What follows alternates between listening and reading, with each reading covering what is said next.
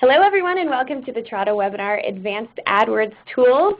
Today we are going to learn how to become a master of these incredible AdWords tools. We have a couple of real PPC experts with us today as guests, and I will introduce them in just a moment. Really excited about today's content. I'm Anna Sawyer. I'm the marketing manager here at Trada. I'm going to go over a couple of details before we get started.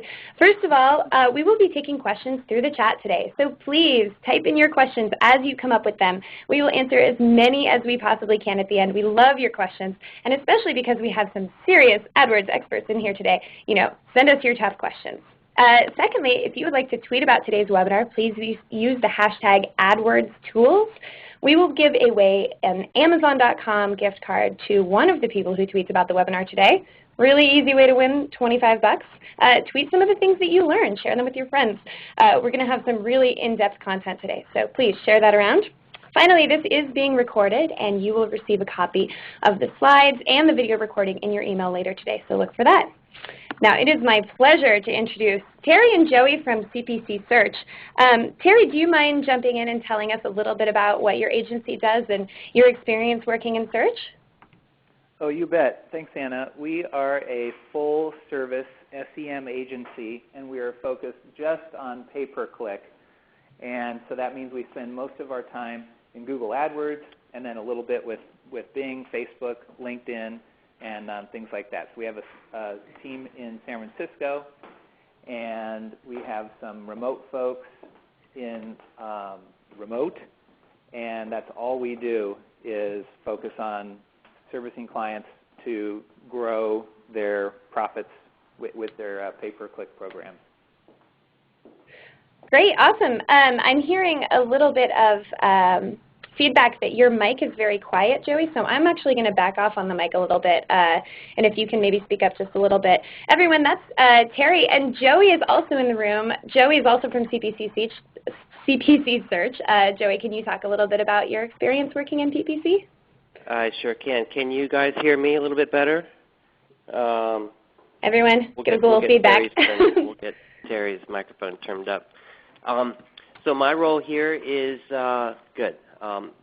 About 60% campaign management and then 40% everything else, which means kind of seeing where the PPC industry is headed and how can we kind of push the envelope a little bit in terms of things that really matter to our clients, which might encompass reporting and pulling the data down and trying to make a little bit more use out of it.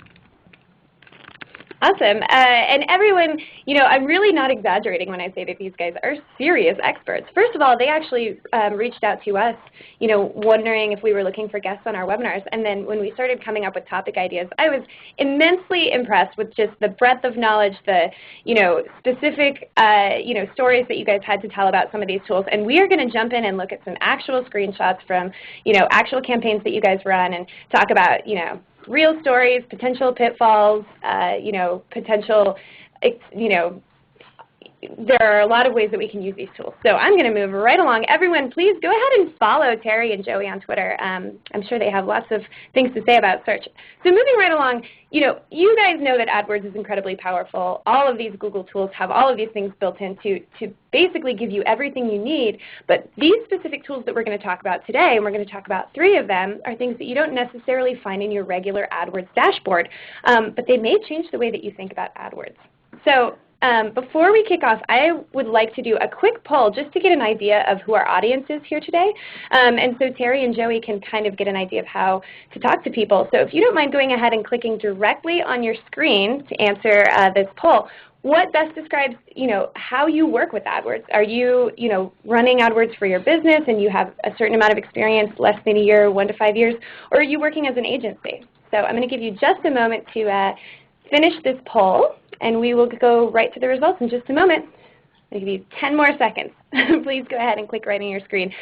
This will really help us be able to tailor our experience for you today. Looks like a lot of you are doing PPC for your business. All right, let's skip to the results. All right, here we go. vast majority of you guys are doing PPC for your business, and that's awesome. I mean, as you guys know, PPC is in many ways the great advertising equalizer. It makes it possible for you to compete with much, much bigger companies, and hopefully you guys will get some really, really expert tips out of today's webinar. So moving right along, let's talk a little bit about the AdWords search funnel. So Terry, if you don't mind just jumping right in and talking about how to get to the AdWords search funnel. And this is a report that we're going to pull. Yeah, so hopefully everyone can hear me now. I'll look at chat to see if that's true. And so Anna's right. You can't really see this in the Google AdWords in the main dashboard, but of course you can navigate to there from the dashboard, which is just under Tools and Analysis drop-down, and then click on Conversions. And then you'll come to the conversion page, and on the left-hand side you see Search Funnels, which is aptly named. I always think it's called Conversion Funnels, but I think they did name it Search Funnels for a reason, which is it really is all about search. So I've never found information in here about display campaigns. So it truly is Search Funnels. All right, good to know. I'm going to go to this screenshot that you have here, and you can talk a little bit about this specific report. Sure. So one thing that you can't see on the screenshot, but which is very helpful once you guys navigate into this area, if you haven't already, is that on the left-hand side there is the same kind of navigation tree that you're used to seeing in Google AdWords. And so the page that we're looking at right now is called Top Paths. So on the upper left of the page, right above where it says Conversions 105, you would normally see the breadcrumb. It would say Top Paths. So this is a really cool page, and Google has kind of amped this up in I think the last really 3 months or so. They have improved it, and it's pretty powerful stuff. And like all data, you kind of have to go through a lot of data to find things that are truly potentially kind of actionable, but we're all used to that, right? Because everyone on this webinar is kind of a data person. So that's very normal. So Top Paths is all about what users have clicked in terms of campaigns or ad groups or keywords or even queries. We're looking at campaigns right now, but there's on the right below the graph, you could click various dimensions, which is really impressive. And so kudos to Google. So this is really cool. You can go as broadly as the campaign level and all the way down to the actual query level. Very powerful. Which is pretty cool. And in this particular screenshot, a couple interesting things kind of come out at us. So for one, we have in the first row, Certified Translation campaign has actually contributed a lot of first clicks that the brand campaign has gotten credit for. So the brand campaign has gotten credit for conversions that Certified Translation, which is a non-brand campaign, has actually done some of the heavy lifting for. And so this is the type of information that you could then kind of get out your Excel spreadsheet and potentially make some decisions about, hey, we will adjust our target CPAs for certain campaigns because we know that they're not getting necessarily all of the last click credit for conversions, but we know they're doing a lot of heavy lifting. So I think that's kind of the main focus of that page. Yeah, Joey? And I just wanted to point out that the way that you get to these transition path reports from within the top paths is by clicking the Other drop-down. So right where we have a pink box around campaign transition path clicks, by default that would say Other. So what you need to do is pull that drop-down and select your transition. And what's great about the transitions is it tells you where a campaign started or where the click started, and then to what campaign did that visitor transition, before they made their purchase or conversion. So it really is transitions from one campaign to another, which is extremely interesting and useful, especially in this case where we're talking about and looking at, well, how much did my brand campaigns, how much did my brand campaigns really matter compared to non-brand campaigns? In this case, non-brand is a lot more valuable than you might realize.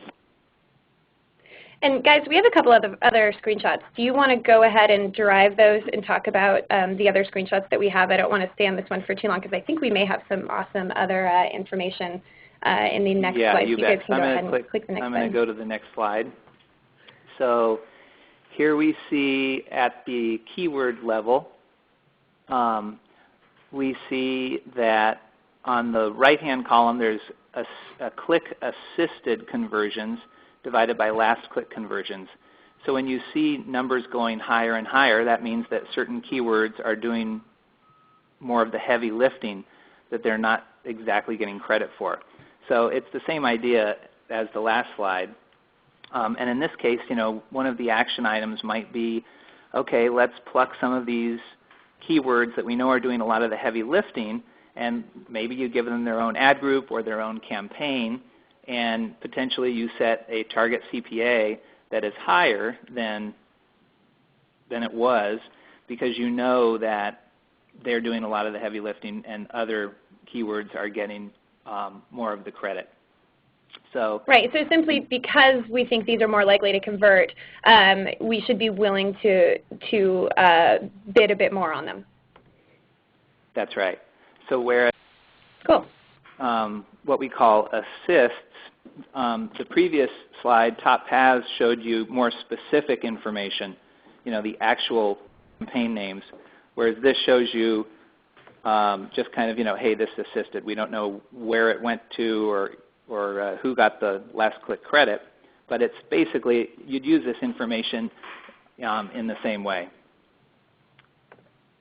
So just practically, how often would you consider pulling this report? Is this something that you guys look at on a daily basis, or is this something that you look at on a weekly or monthly basis, to make decisions in your campaign? I'd say for us, we probably look at this sort of thing once every month or once every 2 months. I don't think that the behavior necessarily changes so quickly that we need to look at it more than that. And again, you do have to look at a lot of data to come up with something that's actionable. So I think once every month or two is probably how we do it and would probably be the right amount of time lapse for most people. Okay, great. So, okay, so moving right along. So here we have clicks before conversion, which again, this is just cool data. So this is showing that 33% of all conversions come after, come from more than just one click, and 40% of revenue comes from at least 2 clicks or more.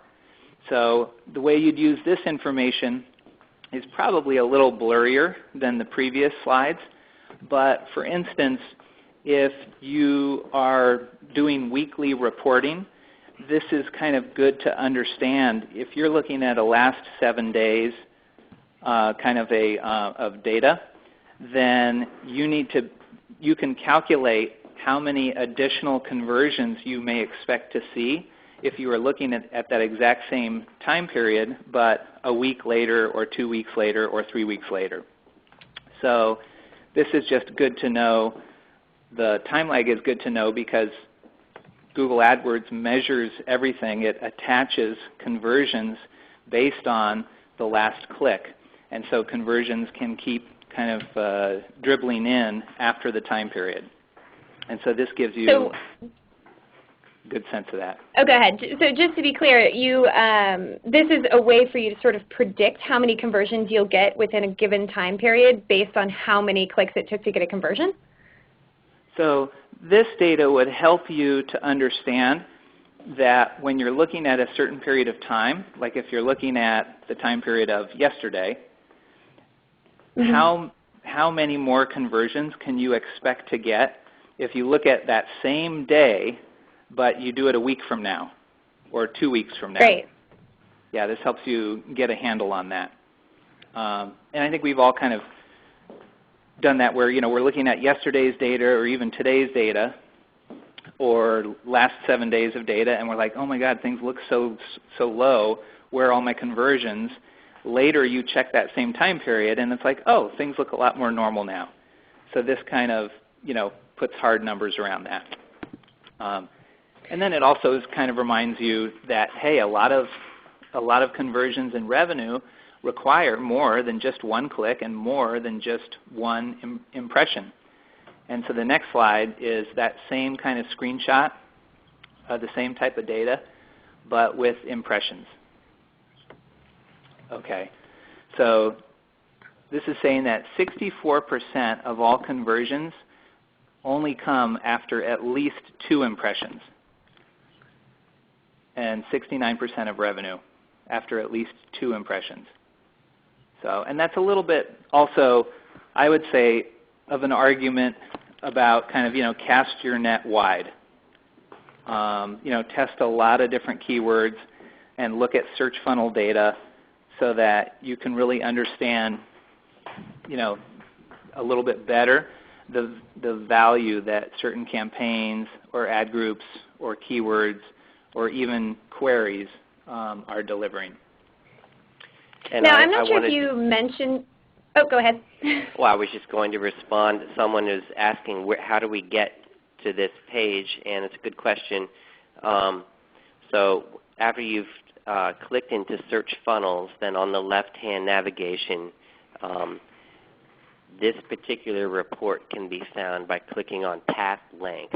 So this is a path length report. And the length here is being measured, in this case, in terms of either impressions or clicks. Someone else had a question. Go ahead. Please explain assisted conversions again. Is that, yeah.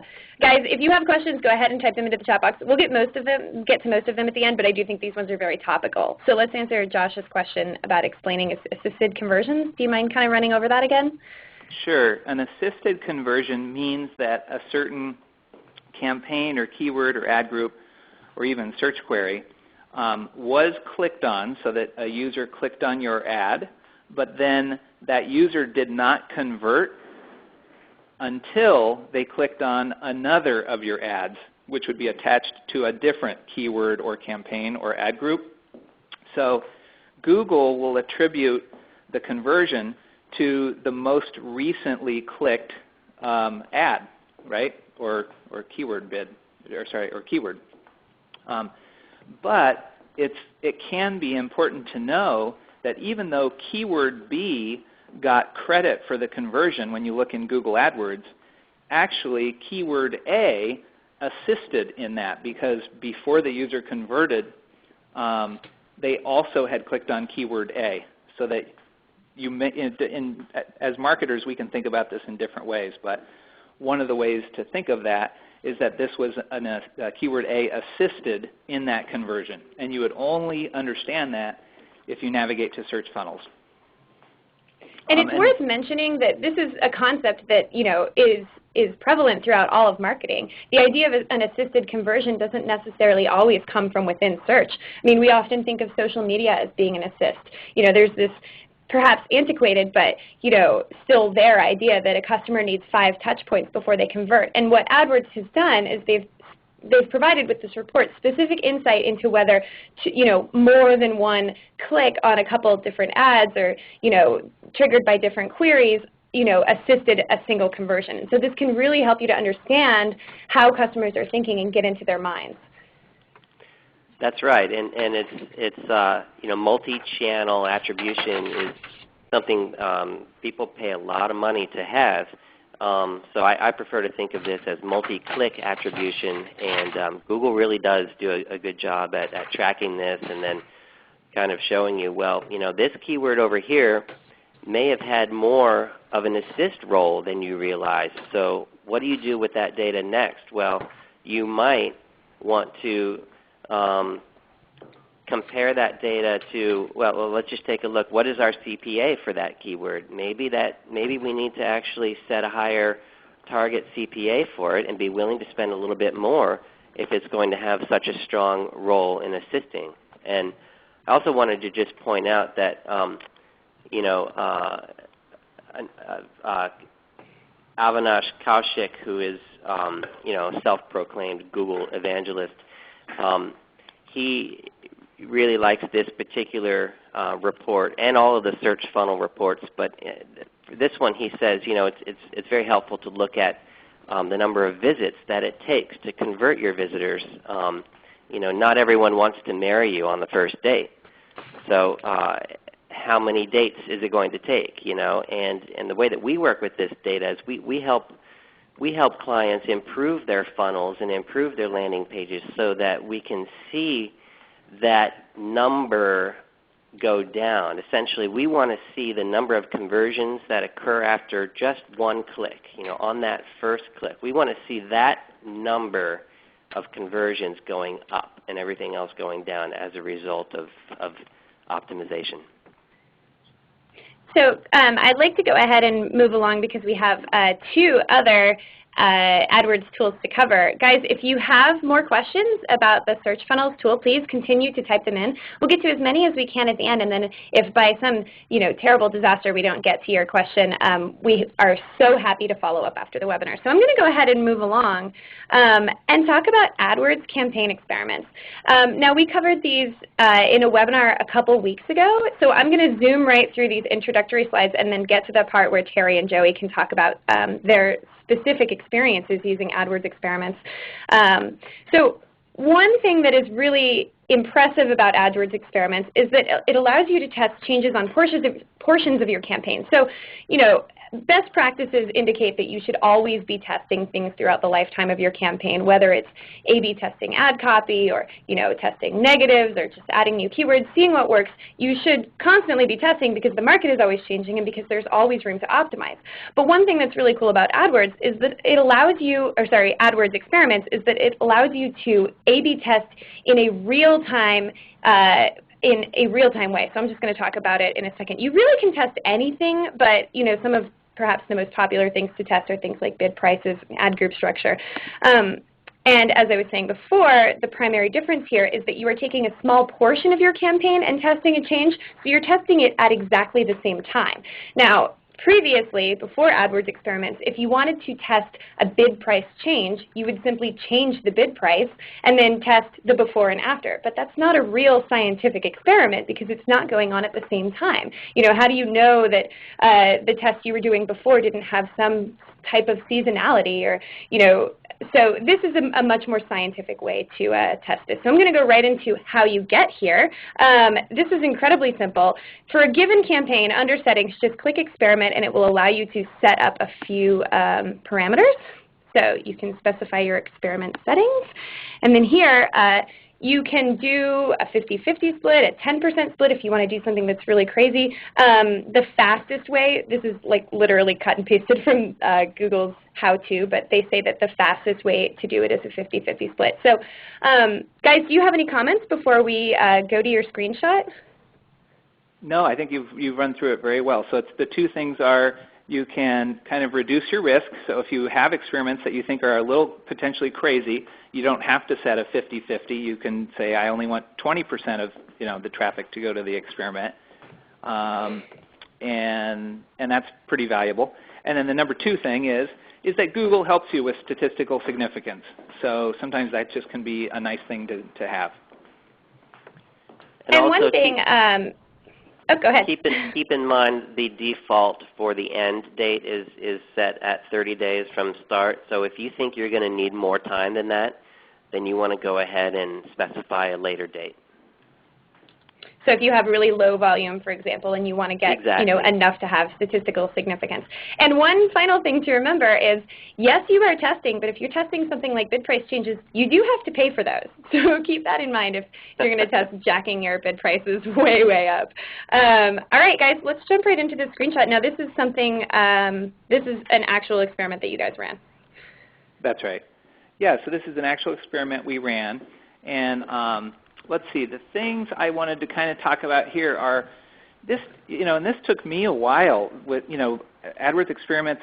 I don't remember if it was introduced, a year and a half ago or 2 years ago, but I remember it took me a while to kind of get my arms around, which now seems basic and simple, but so I'll mention it anyways, is that you can turn experiments on and nothing happens, which is a good thing.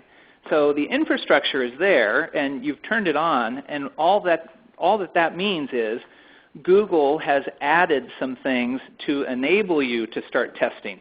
So there's really no harm, no foul in turning on experiments and clicking around the interface to kind of get familiar with how things look. And we don't have screenshots for this. I wish we would have, but Google has these little icons on the left-hand side of various dimensions like keywords, ad groups, ads, and what have you.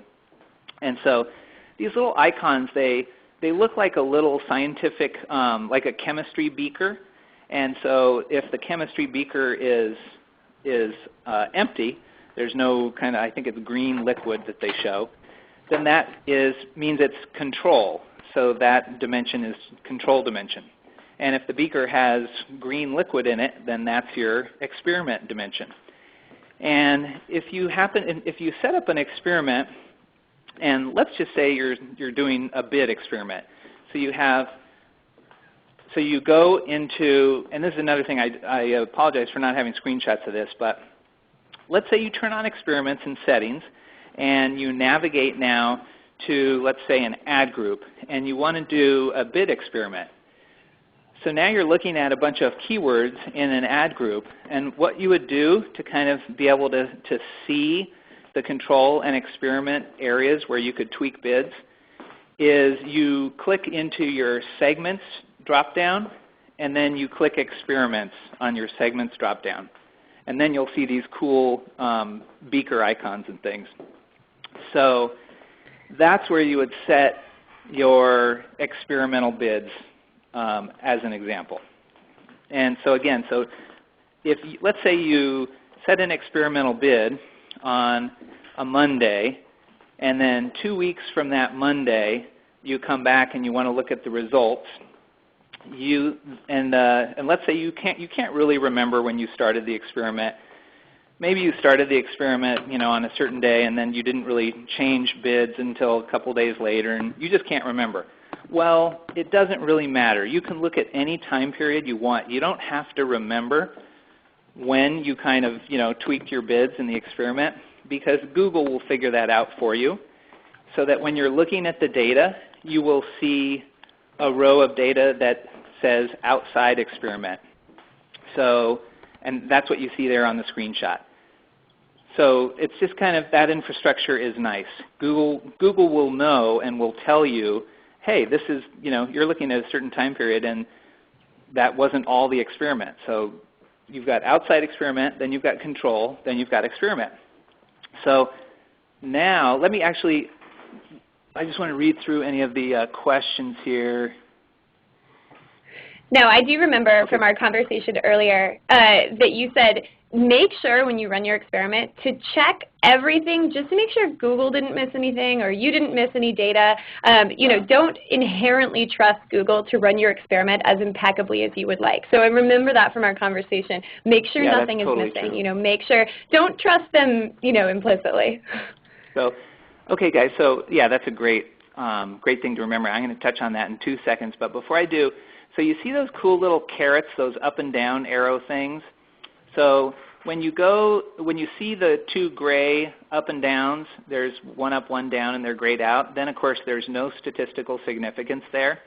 But if you look at the experiment yellow line item, and then under impressions you see the 3 arrows going up, that's Google's way of telling you that there's a 99.9% confidence level that impressions are increased in a statistically significant way. So 3 arrows or carrots means 99.9, 2 means 99, and 1 means 95%. So I mean, for me, 95% is pretty impressive because a lot of times it takes some time to get to 95% for just any basic experiment. So even one arrow is pretty significant. So let's just talk about what this screenshot. So this screenshot, if we look at the first campaign called Employers Skills 60, then we see that, and by the way, I'll tell you in this campaign, here's what we were testing. We were basically testing, we looked at ad groups and we said, are there certain ad groups in this account that really we would be getting better results if we broke out these ad groups into smaller ad groups, which is very, you guys have all, of course, heard about that and then done that sort of thing. So it's like a parent-child ad group test. So we made the parent ad group the control, and then we made a series of child ad groups the experiment ad groups. And we did this multiple times in this campaign.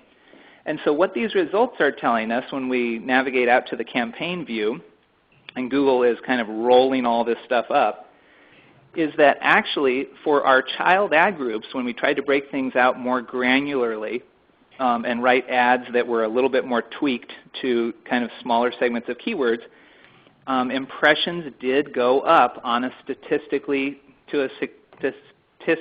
significant extent. So impressions went up. Average ad position went down, which of course we all know that means that the ads went further up on the page. And cost per conversion went down. So those are all good things. Can I just ask you a question? How long did it take for you to reach statistical significance? I think I saw here that you have a 4K per day budget. So how quickly did you reach that? So in this case, for what we were testing, I think we reached that in like 16 days. And you can actually see the time frame, the date, up at the upper right. And you can see nothing is outside the experiment. So that's kind of when the experiment was running, is that time period. So, and of course it all depends. But it's nice that Google will calculate that, the statistical significance for you. So that's what they bring to the table. They bring kind of risk reduction and statistical significance. So let me just talk real briefly about the pitfalls.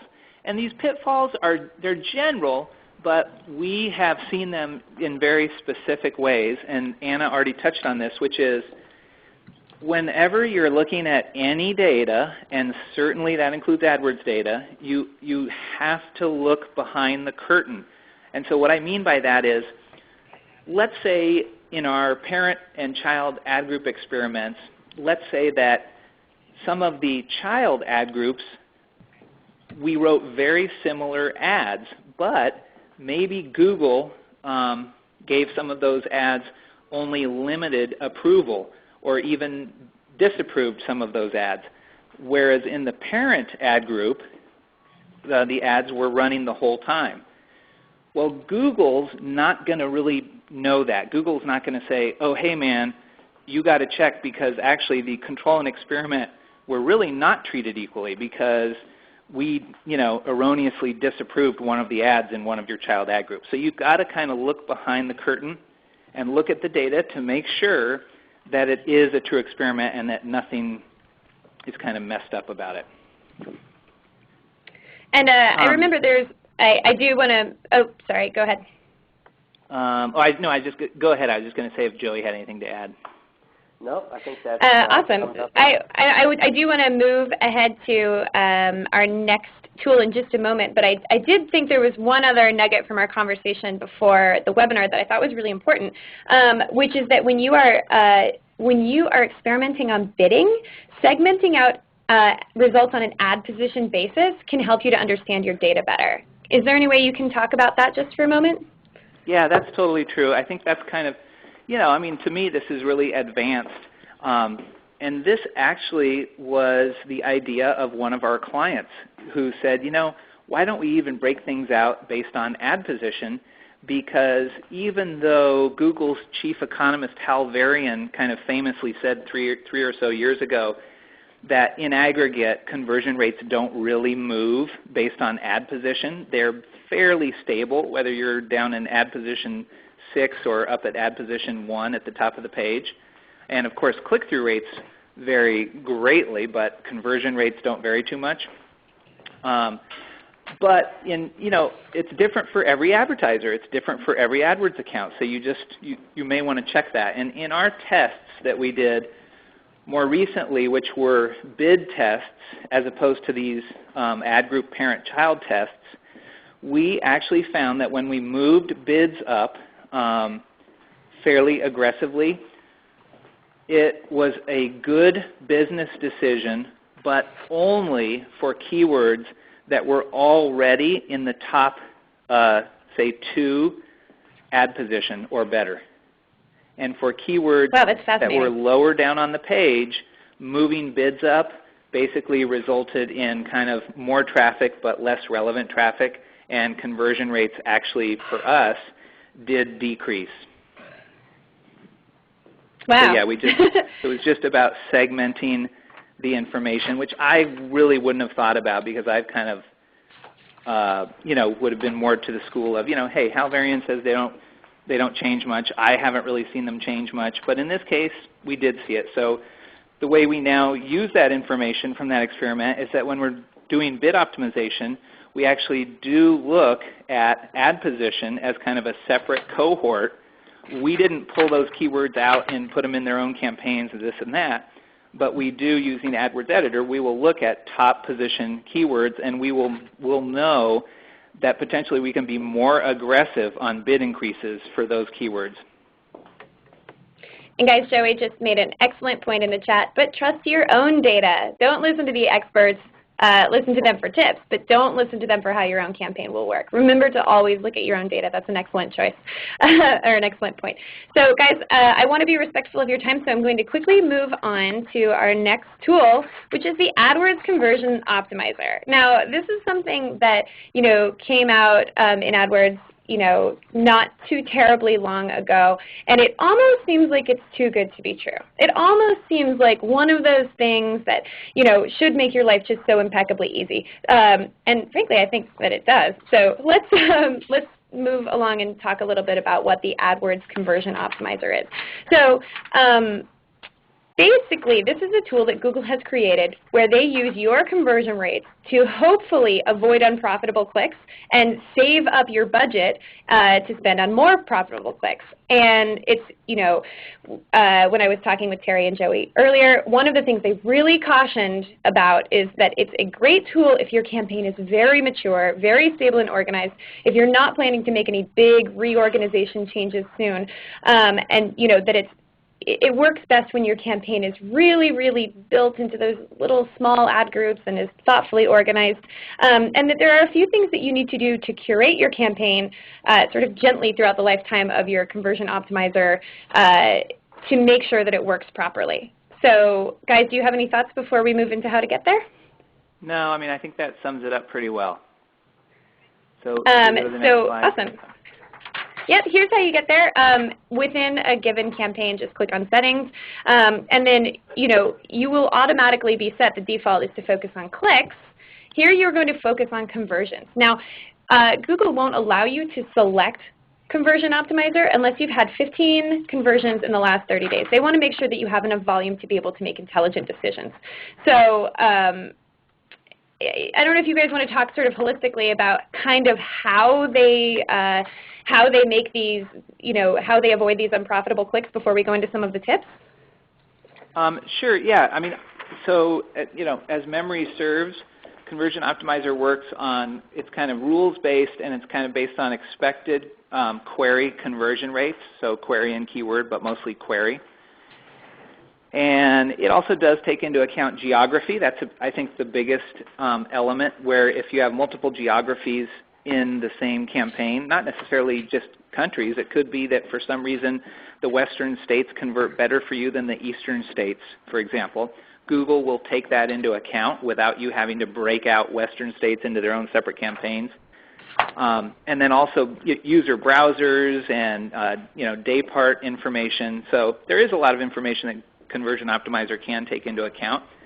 One limitation of Conversion Optimizer is that if you're doing e-commerce and you need to run your campaigns based on revenue divided by ad spend, sometimes called ROAS or ROAS. If your average order sizes, change up a lot, then you probably won't want to use Conversion Optimizer because you can't really run off of a CPA target. But if your average order sizes are pretty stable, you can convert your ROAS targets into CPA targets, and Conversion Optimizer will do a good job for you. So I think, Anna, were you going to say something? I was just going to chime in and say another limitation is that Conversion Optimizer thinks about things only at the ad group level. Is that correct? Yeah, that's pretty much correct. And there is a good reason for that, which is you could have the same keyword or the same user query run in ad group A where it's matched up to ad A, and then you can have the same query run in ad group B where it's matched up to ad B, which is a different ad than ad A.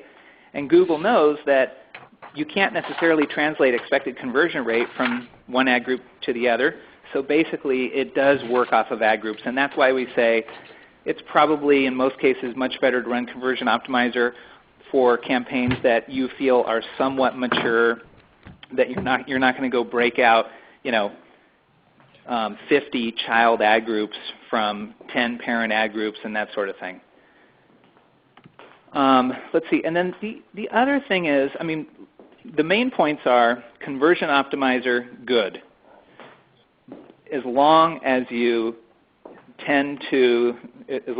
look at the data, and as long as you kind of keep a little bit of a straitjacket around Conversion Optimizer when you need to. And by that what we mean is Conversion Optimizer is this engine that's trying to increase conversions at some sort of a target CPA.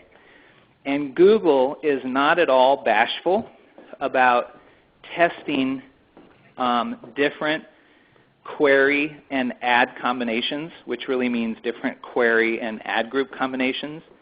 They're not bashful at all, especially when they're hitting your target CPA and they know that they've got some room, some money to test with. So what you want to do regularly, even more so than in a normal campaign setting, is you want to go into search query reports, which I'm sure everyone knows you can just get to from the Keywords tab. And you want to look and see where Google may be matching up the right query but in the wrong ad group.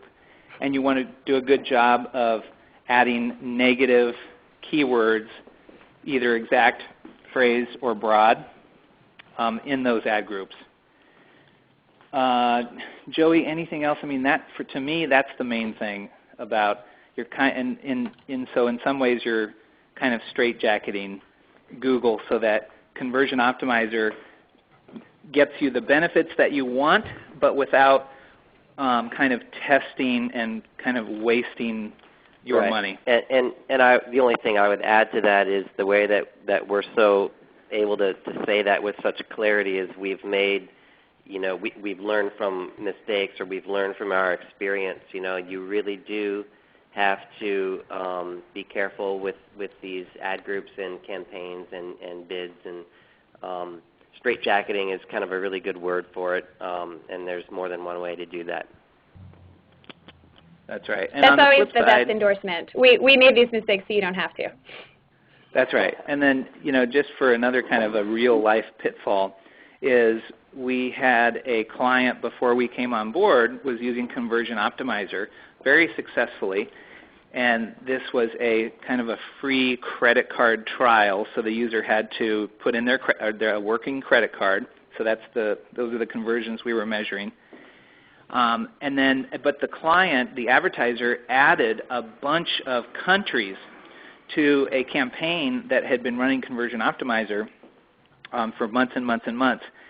And they wasted about $50,000 over probably 2.5 months because Again, Conversion Optimizer works in a more stable environment. So if all of a sudden you flip the switch and add a bunch of new countries to your campaigns, and Conversion Optimizer doesn't have any historical data to know whether China converts well or doesn't convert well, so it's going to test. And anyway, so the numbers can turn big. It's the same story. You just have to pay attention to what you're doing and pay attention to the data. This kind of goes back to the fact that there are no set and forget tools in AdWords. I mean, there are lots of tools to help you maximize your time and maximize your budget and maximize your ROI, but there is no tool that will allow you to go sit in a hammock for 3 weeks and just allow it to run. So, words of caution. True. So let's talk a little bit about this specific straitjacketing in order to keep, I think we are keeping prices similar across ad groups to make sure that Google doesn't kind of, be not bashful about charging you for the more expensive bid prices. And then we have a couple of other things that you guys have on some slides here about how to make sure that everything is really tight and controlled. Yeah, so and in some ways you can almost think of it as an either or. So if you keep CPA targets the same between all ad groups, then that's going to make Google kind of less, it's going to make your campaign less susceptible to Google kind of testing everything under the sun.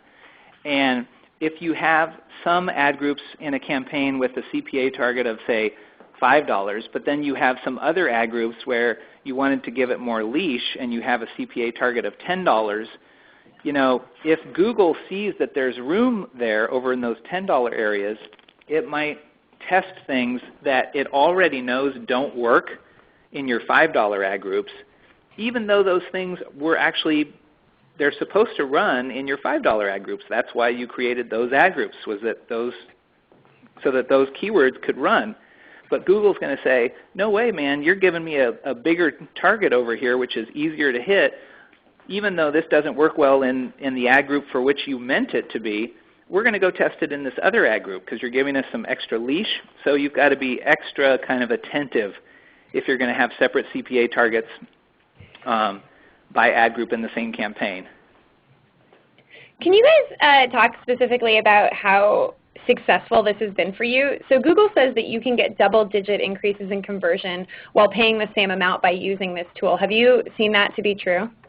Yeah, I would say in general, yeah, we have. Not necessarily in all cases, but yes. But I mean, that's really impressive. A double-digit increase in conversion could be like utterly life-changing for how you spend your budget. So, I mean, this may seem terrifying, and you don't want Google to go run away with your money. But it seems as though if you are smart about it and your campaign is mature and you really, keep your negatives in check and make sure everything is put together right, this could be really, really worth it for you. This could really pay off. Yeah, I think so. I think it's all right, let's, should we look at the next screenshot here where you talk about negative keywords? Yeah, so this is kind of more of the same, really. This is just the idea of, you have a spell check ad group, and you have other additional ad groups like spell checker. So if you want to be sure that spell check kind of ad group focuses just on spell check, then add those negative exact matches for spelling or spell checker or online spell check. And if we go to the next screen, we're just waiting for it to load up here. It's there. Oh, good. It's there. So now we've added online spell check, and then we've got negative keywords on those other ones that you want to be sure do not appear in your online spell check ad group. So you can be sure that when you look at an ad group, it truly does represent the keywords and the search queries in that ad group, which just increases your transparency. Oh, go ahead. So this is actually our last slide about the tools. And so do you guys have any sort of closing thoughts about, the value of using these tools versus all the work that it takes? Are there any resources that you recommend, for more information about how to use these tools intelligently and avoid all those pitfalls? For me, there's no resources that come to mind except for AdWords Learning Center, and different YouTube videos, which I think are good. I think AdWords has done a good job of those things. But for me, I kind of liken it to, you can use tools better when you kind of know how they really do work. And so it's kind of like, for me, I never really took the time to understand truly how my PC works, whereas Joey knows that kind of stuff, and it helps Joey, year after year to understand how PCs work. He's better at fixing things and making things work than I am. On the AdWords side, fortunately, I kind of feel like I know how everything really works, and I think you need that understanding to use the tools correctly. Yeah, and I mean, as with anything you use where you are spending your time and money on it, understanding how it works is really important. I mean, this can really, really pay off for most marketers to really get a full understanding. I'm a big fan of Brad Geddes' book, Advanced AdWords. I know that he has a new edition coming out, possibly with a quote from yours truly. And, he has a very, very complete, and sort of approachable description of the way that AdWords fundamentally works from sort of both sides, and so I think that would be a really good way to get started. If you're struggling with understanding how these tools work because you don't have the really concise knowledge of how AdWords works on the whole. But, I think these tools are immensely useful, especially given the sort of real-life cases that we talked about today, just for, what you really want in your AdWords campaign. You really want to get a higher conversion rate so that you can spend your budget getting more conversions. That's what everyone wants, right? Right, and Terry and I put together a blog post which Trada has let us put on their blog as a guest post, and we really only spoke about the first of these tools, the search funnels tools, in that post. So, everyone can go check it out there. They can also go to our website, which is cpcsearch.com/blog, and we're going to be posting the next two tools in the next two parts up on our blog, so you can get a little bit more in depth on what we've talked about here. Yeah, really looking forward to that. And I've had a couple questions about just sort of more fundamental information about AdWords and about running a search in general. Everyone, you can check out our website at trada.com/resources for a ton of free resources. We have many, many, many webinars that start from the very beginning and go to being very advanced, which are free to watch, best practice guides, all kinds of stuff that you guys can download.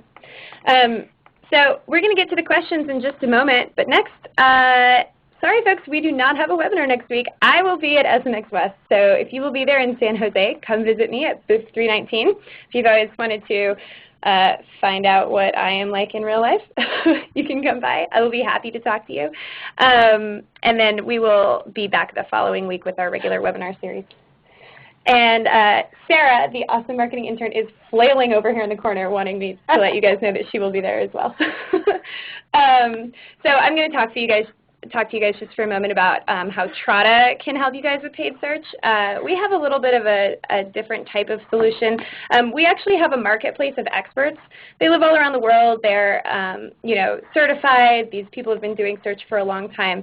And they actually join your campaign in multiples. And because you have multiple people working on your campaign, you get this great diversity of thinking. They have the time to log in and constantly optimize. You can run on Google, Yahoo, Bing, and Facebook. And most importantly, they already know how to use all of these tools and pull all these reports, and they're very, very committed to working on your campaign because they are paid based on performance. And there are actually no startup or management fees to use the Trada Marketplace. If you want to learn a little bit more about how we can maybe help you out, go ahead and type "I'd like a demo" right into the search box. This is a client of ours. This is one of my favorite clients. They actually run the Dungeons & Dragons online campaign. They were doing search themselves before this in-house and decided to start using Trada. And because they have all of these experts working on their campaign, it's like hiring 15 people, except that they don't have to buy desks or fill out W-2 forms. They've seen a 20% increase in conversion rate, which, as I'm sure you guys know, is pretty impressive. A 40% increase in click-through and a 16% reduction in cost per conversion. They're just really happy, too, that they can hand off all of this work and sort of manage it from a high level and not really have to get in there every single day and really spend their lives being dedicated to search marketing. So we can help you scale. If you'd like a demo, just go ahead and type it right in. So I'm going to jump right into the questions if you'll give me just a moment to get organized here. One moment, please. So this is actually a question from back in the search funnel report. Josh wanted to know just a little bit clarification around whether assisted conversions was all tied to the same user. So I think there may have been a little bit confusion about how assisted conversions work. I know that we kind of explained it a little bit more, but can you guys talk just a little bit about how maybe a user would go through the path of clicking more than once and then ending up converting? Sure, yeah. And the short answer is yes, it's the same user. So if it wasn't the same user, then it wouldn't be called an assisted conversion. So, but yeah, basically, a user is kind of like, oh, I'm in the market for a new car, and they go search on, coolest new small cars. And they click on an advertiser's ad, and they kind of check it out, and then they say like, oh, it's time for my coffee, and then they bail. They come back 7 days later because their wife said, no, honey, it really is time for a new car. Your car is dirty and horrible, and it keeps breaking down. So they go, yeah, I got to do this search. And they kind of maybe remember where they clicked on before, but not really. So they go do a new search. So on their new search, they go search for, I don't know, smart car or something like that. And then they click on your same ad again, but your ad is it's a different keyword and a different ad group, this and that, but it's the same user. And Google knows that they clicked before because the user did not erase their cookies from 5 days ago. And if they actually convert on that second click, that's when you would see that data come into the search funnel reporting. And this is actually, an incredibly common behavior for a buyer to, be sort of in the research phase and, oh, I might be looking to buy this car, and then, come back and sort of remember some information, maybe recognize a similar style of ad and click through. And again, this often happens across multiple channels as well. And what this report really does is gives you insight into, that's all within AdWords. So this is actually a good segue into another question from Alice, who says, can you explain the cookie process? How does that work, specifically with AdWords? Joe, you want to take it? So the default cookie window is 30 days, and that means that when someone clicks on your ad, Google will place a cookie on your computer and will be able to track a bunch of different things, including the keyword and all sorts of campaign data, anything that is relevant to Google AdWords. Now, after 30 days, this is very interesting, but after 30 days, let's say 40 days later, the same person remembers the URL of your company because they were so blown away by your ad and your landing page, and it totally spoke to them. They remember your URL, so they go directly into the locator at the top, and they type it in, and they land on your website, or maybe they bookmarked it previously. In any case, they didn't click an ad. You're outside of the 30-day window, which means that AdWords is no longer in the picture here. So AdWords will not be getting credit for it. So it's very important to understand what that 30-day window means for your campaigns as you're analyzing other channels such as direct or organic conversions and things like that. And getting back to the search funnels reports, you can also look and see how you can expand kind of the view here and not just look at your paid search channels within Google Analytics. But you can also say, okay, how many AdWords clicks became paid search converters? However, just keep in mind your 30-day window because after that, you can no longer track certain things anymore. Great, thanks so much, guys. Folks, we went kind of way over our time today, and I apologize. I know that more of you had questions, and I want to make sure that if you need to have them answered, that you do. So please, if you have more questions, please email Sarah at sfox@trada.com, and she will make sure that the question gets to the right person. I really want to thank Terry and Joey for being here. Follow these guys on Twitter. They're immensely knowledgeable. We're really, really, really pleased to have had them here today. Terry and Joey from CPC Search, thanks so much, guys. Thank you, Anna. Thank you, Anna. Everyone, you will be getting an email later today with a link to the recording and to the slides, so look for that later if you missed out on part of the webinar, if you'd like to take a look at it later. Again, I'm Anna Sawyer. Thank you so much, guys. We'll see you in 2 weeks. This is the end of the webinar. Bye, guys.